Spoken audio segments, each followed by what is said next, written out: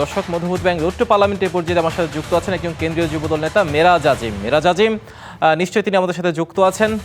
আপনাকে স্বাগত Madhumati bank road two পার্লামেন্টে। জি, স্বাগত, ধন্যবাদ। আপনার কাছে যে প্রশ্নটি রাখতে চাই, এবারের ভোটের মাঠে কিন্তু তরুণরাই গেম চেঞ্জার বলা হচ্ছে। প্রায় 4 কোটিরও বেশি তরুণ এবার ভোটের মাঠে তারা তাদের মতাধিকার, তাদের ভোটাধিকার প্রয়োগ করবে। আপনি নিজেও একজন তরুণ, নির্বাচনের মাঠে আসলে তরুণদের পালস আপনারা কতটা বুঝতে পেরেছেন? তারা কি চায় সেটা কি বুঝতে পেরেছেন আপনারা?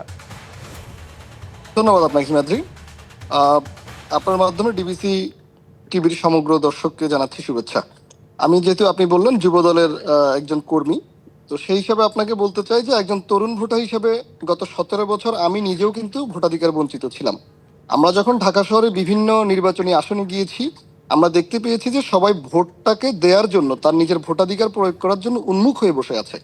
একটা জিনিস তারা নিশ্চয়তা চায়, একটি শান্তিপূর্ণ নির্বাচন চায়, এবং সেই নির্বাচনে উনার যেই মনোভাবটা উনি প্রকাশ করলেন ভোটের মাধ্যমে, সেই জায়গায় সেইভাবেই যাতে রেজাল্টটা প্রকাশিত হয়, এটা হচ্ছে প্রথম চাওয়া।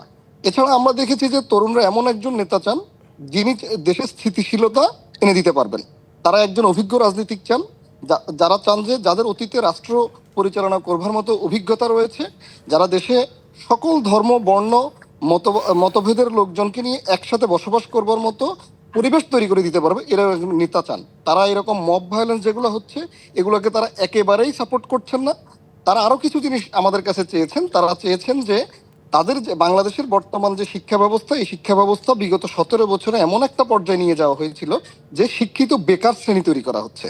তারা চান যে হচ্ছে যে তাদের যে কারিকুলামটুকুকে আপনার আন্তর্জাতিক মানের সাথে সামঞ্জস্য রেখে তাদেরটাকে আপডেট করা হোক।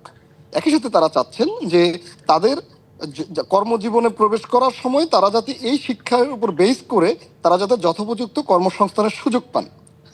আর কেউ যদি দেশের বাইরে পড়তে যেতে চান, তারা চান হচ্ছে যে রাষ্ট্রীয় পৃষ্ঠপোষকতা। তো তরুণ ভোটাররা বেসিক্যালি চাচ্ছেন যে তাদেরকে তাদের জন্য উপযুক্ত পরিবেশ তৈরি করে দিবে, যাতে তারা তাদেরকে প্রুভ করতে পারে তারা দেশের জন্য কন্ট্রিবিউট করতে পারে, সেটা হোক দেশীয় প্ল্যাটফর্মে হোক ইন্টারন্যাশনাল প্ল্যাটফর্মে। নিশ্চয়ই আপনার তরুণদের ইস্তেহারে তরুণদের জন্য কি কি আছে আপনাদের?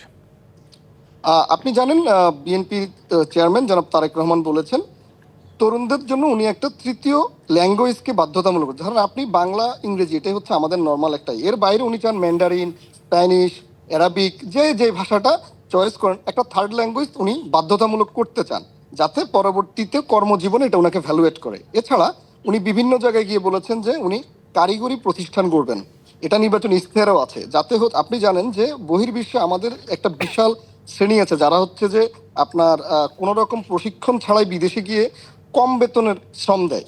উনি চাচ্ছেন যে আমাদের এই যে বিশাল শ্রমবাজার, এই শ্রমবাজারটুকু উনি দক্ষ করে গড়ে তুলতে চাচ্ছেন।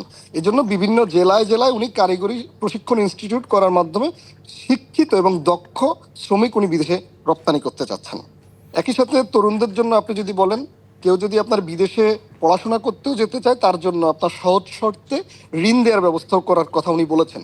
এছাড়া উনি বলেছেন হচ্ছে যে তরুণ সমাজের পালসকে ধারণ করতে পারে, এজন্য হচ্ছে যে আপনার যেই প্রযুক্তি মন্ত্রণালয় বলেন, আপনার হচ্ছে জনশক্তি মন্ত্রণালয়, যেগুলো এগুলোকে আধুনিক ও যুগোপযোগী করে সংস্কার এনে তরুণদের পক্ষে যারা কথা বলবে এরকম নেতৃত্ব সেখানে বসাবেন। হ্যাঁ, নিশ্চয়ই। আর আরেকটি বিষয় যেটি জানতে চাই, উনি তারেক রহমান আপনাদের দলের যিনি চেয়ারম্যান, তিনি কিন্তু তরুণদের জন্য দা প্ল্যানের মধ্যে বেশ কিছু তরুণদের সাথে কথা বলার চেষ্টা করেছে, তাতে পালস বোঝার চেষ্টা করেছে।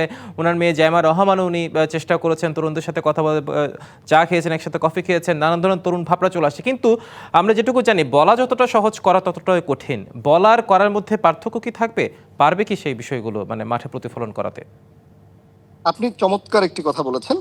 আপনি জানেন তারেক রহমান সাহেব চট্টগ্রাম থেকে শুরু করে উনি যে সকল জায়গায় নির্বাচনী সফরে গিয়েছে, উনি কিছু জায়গায় তরুণদের সাথে সম্পৃক্ত হওয়ার জন্য সরাসরি কথা বলেছেন। এবং চট্টগ্রামে উনি প্রণিধানযোগ্য একটি কথা বলেছেন যে আমি যে কথাগুলো আপনাদের সামনে তুলে ধরলাম, এগুলো কিন্তু শুধু প্ল্যান না, এগুলো এক্সপার্ট টিম বছরের পর বছর কাজ করে এরকম একটা প্ল্যান যেগুলো বাস্তবায়ন করা সম্ভব, সেজন্য আমরা এগুলো জাতির সামনে তুলে ধরেছি।